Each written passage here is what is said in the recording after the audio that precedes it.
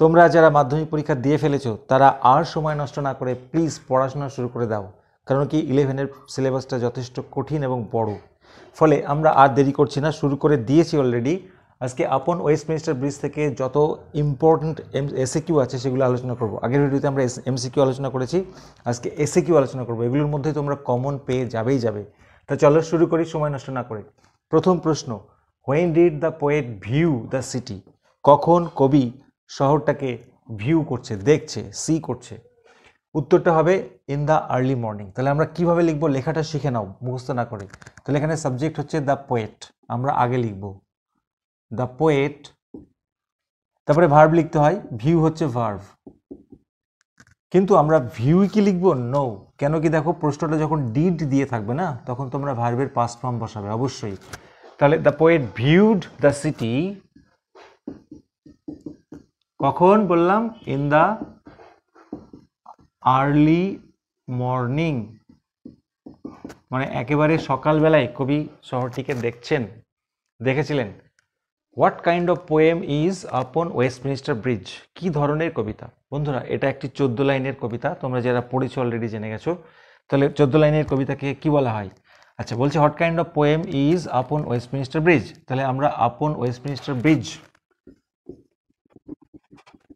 Is দেখো, এবার বোঝাতে হবে, যদি কোনো সাবজেক্টের আগে ইজ থাকে, ইজ দিয়ে প্রশ্ন থাকে, ইজটা সাবজেক্টের পরে যাবে। তাহলে আপন Westminster bridge is a sonnet. 14 লাইনের কবিতাকে বলা হয় সনেট। তাহলে এটার উত্তর হচ্ছে actually sonnet. Next one, very important. Which city according to Wordsworth is the fairest one? Fair মানে সুন্দর, ফেয়ার মানে ফর্সা হয়, এই কবিতায় ফেয়ার মানে সুন্দর। বলছে কবির মতে, ওয়ার্ডসওয়ার্থের মতে সবচেয়ে সুন্দর শহর কোনটা? তাহলে আমরা যদি কোনো প্রশ্নে অ্যাকর্ডিং টু থাকে সেটা আগে লিখে নেব। তাহলে অ্যাকর্ডিং টু ওয়ার্ডসওয়ার্থের মতে পড়ে রইল কি? Which city is the fairest one. তাহলে আমরা হুইচ সিটির জায়গায় লিখব। এই বন্ধুরা এই কবিতায় একটাই শহরের নাম আছে, সেটা হচ্ছে দ্য সিটি অফ লন্ডন। মনে রাখবে, city of London is the fairest one. কবিতাটা যদি তোমাদের জানা থাকে তাহলে মুখস্থ করার দরকার পড়ে না, তোমরা কবিতাটা অবশ্যই দেখে নিও, ডেসক্রিপশন বক্সে আমি দিয়ে রেখেছি। তাহলে according to Wordsworth the city of London বা London city is the fairest one. Very simple answer. পরেরগুলো দেখে নেব। দেখে নাও 4 নম্বর প্রশ্নটি। How does Wordsworth describe the air? Wordsworth কিভাবে বাতাসটিকে বর্ণনা করেছে? একদম লাইনে লেখা আছে। কেমন কেমন কেমন বাতাস? Smokeless air. কিন্তু এটা তো জানলে হবে না, আমাদের প্রশ্নটাকে যেহেতু এসএকিউ ধরে লিখতে হবে। তাহলে এই ক্ষেত্রে বন্ধুরা সাবজেক্ট হচ্ছে ওয়ার্ডসওয়ার্থ। তাহলে এটা আমাদের সামনে আনতে হবে, ওয়ার্ডসওয়ার্থ। ভার্ব কি আছে? ডেসক্রাইব। আমরা কি ডেসক্রাইব লিখবো? নো। কেন? দেখো একটা জিনিস বোঝাবো, যখন কোনো সাবজেক্টের আগে ডাজ থাকবে না, ডাজ মনে রাখবে, ভিভিআই, তখন আমরা ভার্বের সাথে এস বা ইএস যোগ করব, চোখ কান বুঝে। তাহলে ওয়ার্ডসওয়ার্থ ডেসক্রাইবস দ্য এয়ার, বাতাসটিকে বর্ণনা করেছে, অ্যাজ। ডেসক্রাইব বসালে বন্ধুরা অ্যাজ কথাটা বসে।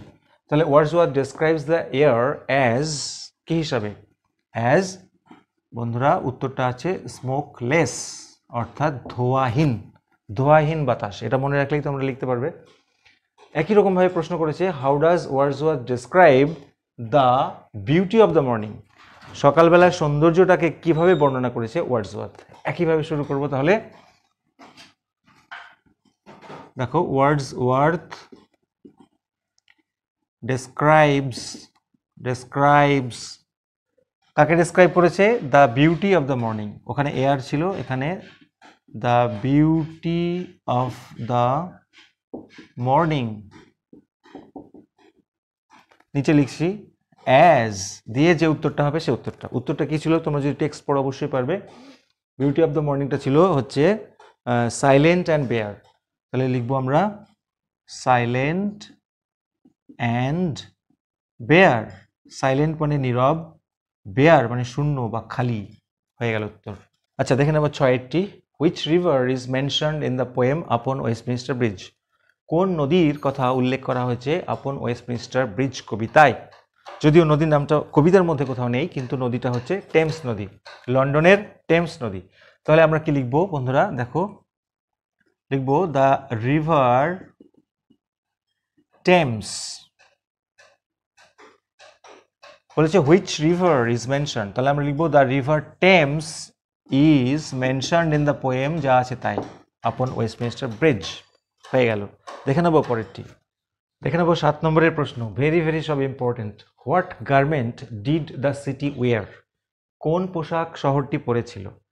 বন্ধুরা লেখার আগে বলবো, যারা এখনো সাবস্ক্রাইব করোনি অবশ্যই সাবস্ক্রাইব করো, লাইক দিতে থাকো, 100% সাপোর্ট পাবে।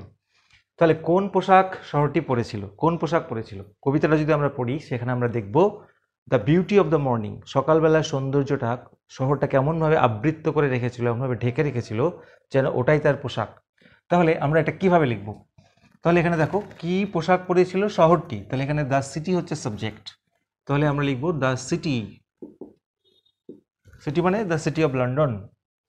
তারপরে ভার্ব বসাতে হবে তো, কিন্তু দেখো এটা ডিড দিয়ে প্রশ্ন আছে, তাহলে আমরা কি করব? ভার্বের পাস্ট ফর্ম অবশ্যই মনে রাখবে। দ্য সিটি ওর, শহরটি পরেছিল, কি পরেছিল? দ্য গার্মেন্ট, গার্মেন্ট মানে পোশাক, অফ, কিসের পোশাক? The beauty of the morning, সকালবেলার সৌন্দর্যের পোশাক। কিসের পোশাক?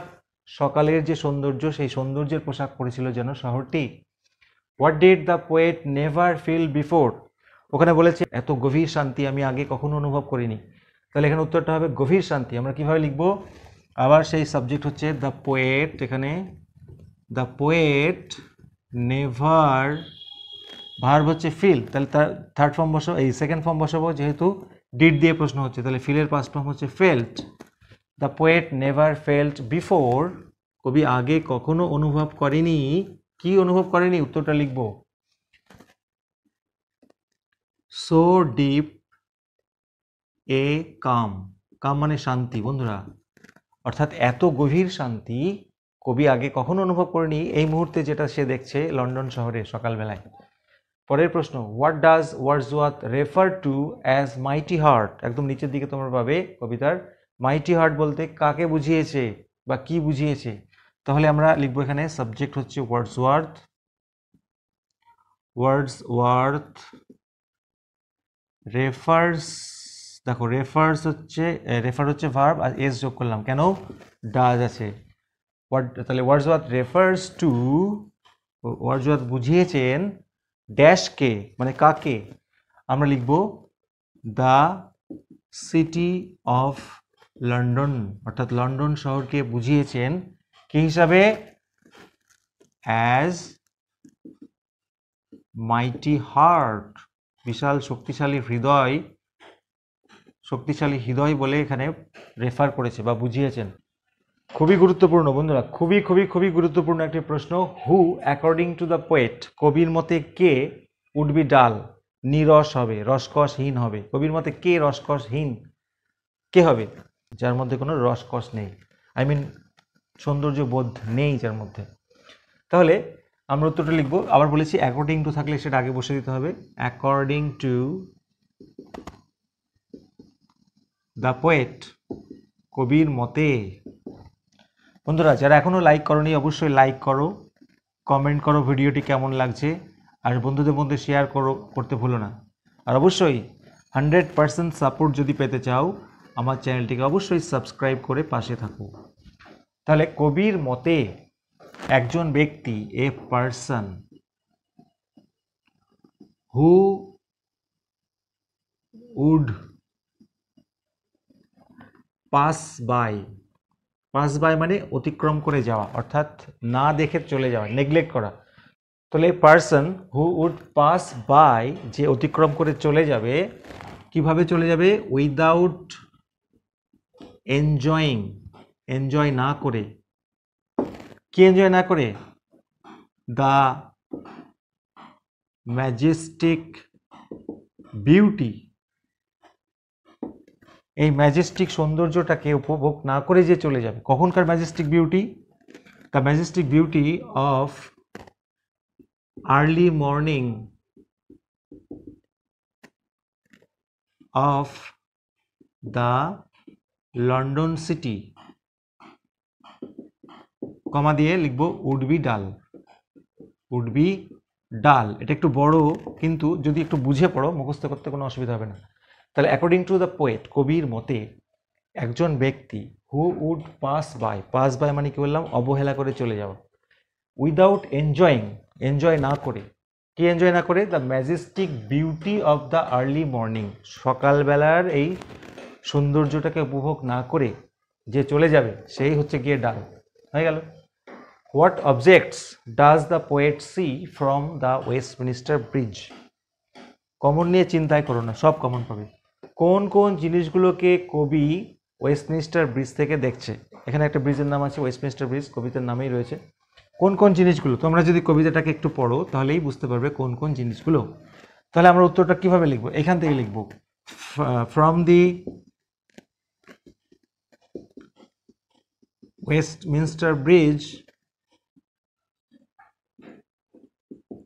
ওয়েস্টমিনিস্টার ব্রিজ থেকে দ্য পোয়েট, ভার্ব আছে সি। এবার আমরা সি লিখবো না স লিখবো? এই দেখো, ডাস দিয়ে প্রশ্ন থাকলে কি করতে বললাম? অবশ্যই সিজ, মানে ভার্বের সাথে এস বা ইয়েস। তাহলে দ্য পোয়েট সিজ, কবি দেখেন, কি কি দেখেন এবার নামগুলো লিখে দিলেই হয়ে যাবে।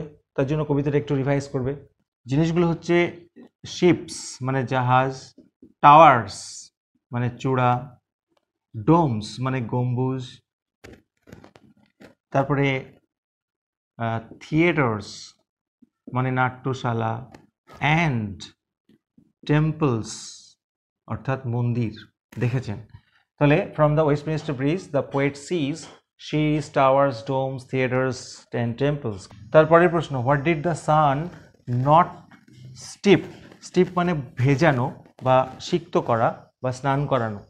এক্ষেত্রে সূর্য কাকে এর থেকে বেশি সুন্দর করে স্নান করায়নি বা ভেজায়নি? ইন হিজ ফার্স্ট স্প্লেন্ডার, তার প্রথম আবির্ভাবে। খুব ইম্পর্টেন্ট জায়গা। প্রথম আবির্ভাব মানে সূর্য যখন উঠছে, উদয় হচ্ছে, তখনই সেটাকে বলা হচ্ছে প্রথম আবির্ভাব। তাহলে এখানে আমরা লিখব দ্য সান হচ্ছে সাবজেক্ট, তাহলে লিখব দ্য সান।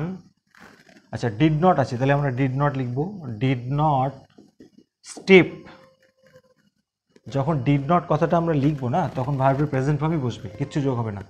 তাহলে the sun did not steep valley, rock or hill, উপত্যকা, পাথর এবং পর্বতকে ভেজায়নি। তারপরে বাকি অংশটা লিখে দেবো, মোর বিউটিফুলি, এর থেকে বেশি সুন্দরভাবে, ইন হিজ ফার্স্ট স্প্লেন্ডার, তার প্রথম আবির্ভাবে। এইগুলি করলেই তোমরা কমন নিয়ে আর চিন্তা করো না, এর মধ্যেই পেয়ে যাবে।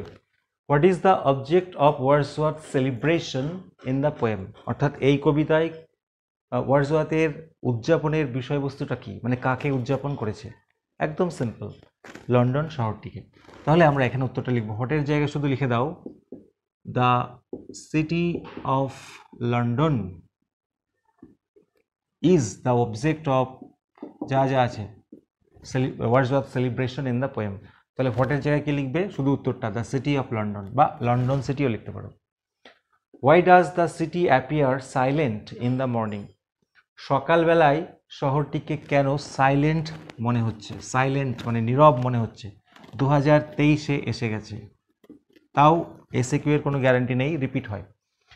আচ্ছা, কেন নিঃশব্দ দেখাচ্ছে, সাইলেন্ট দেখাচ্ছে? তাহলে আমরা লিখব দ্য সিটি, সিটি মানে সিটি অফ লন্ডন, এখানে ভার্ব হচ্ছে অ্যাপিয়ার, তাহলে আমরা অ্যাপিয়ার্স লিখব। The city appears silent in the morning because, কারণ। এবার উত্তরটা হচ্ছে, উত্তরটা লিখবো আমরা, এখানে লিখে দিচ্ছি লাস্টে, লিখব there is no human activities অর্থাৎ সকালবেলায় মানুষের কোনো কার্যকলাপ থাকে না, সবাই ঘুমায়, তাই না? তাহলে there is no human activities or din and bustle. আচ্ছা, ডিন অ্যান্ড বাসেল মানে হচ্ছে হইচই বা কোলাহল ইন দ্য আর্লি মর্নিং। তাহলে উত্তরটা কি হলো? The city appear silent in the morning.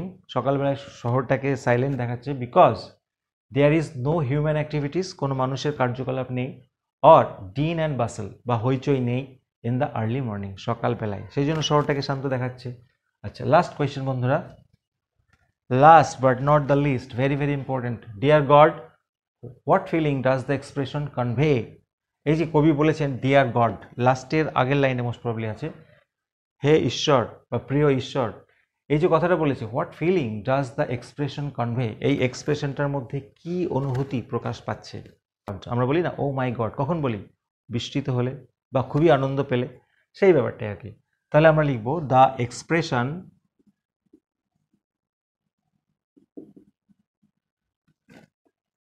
কনভেইজ, কনভেটা হচ্ছে verb, the expression conveys joy and wonder, অর্থাৎ আনন্দ এবং বিস্ময় কিসের প্রতি?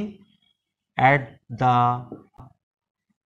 Majestic beauty of the early morning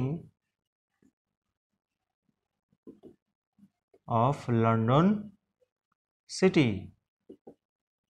উত্তরটা কি দাঁড়ালো? এই এক্সপ্রেশনটা জানাচ্ছে আনন্দ এবং বিস্ময় at the majestic beauty of the early morning of London city, অর্থাৎ লন্ডন সিটির, লন্ডন শহরের আর্লি মর্নিংয়ের যে দারুণ শোভা সৌন্দর্য, সেটার প্রতি কবির জয় মানে আনন্দ এবং বিস্ময় প্রকাশ পাচ্ছে এই এক্সপ্রেশনের মধ্য দিয়ে। সো বন্ধুরা, ভিডিওটি ভালো লাগলে অবশ্যই লাইক দিও আর চ্যানেলে সাবস্ক্রাইব করো 100% প্রিপারেশনের জন্য। Thank you so much for watching this video.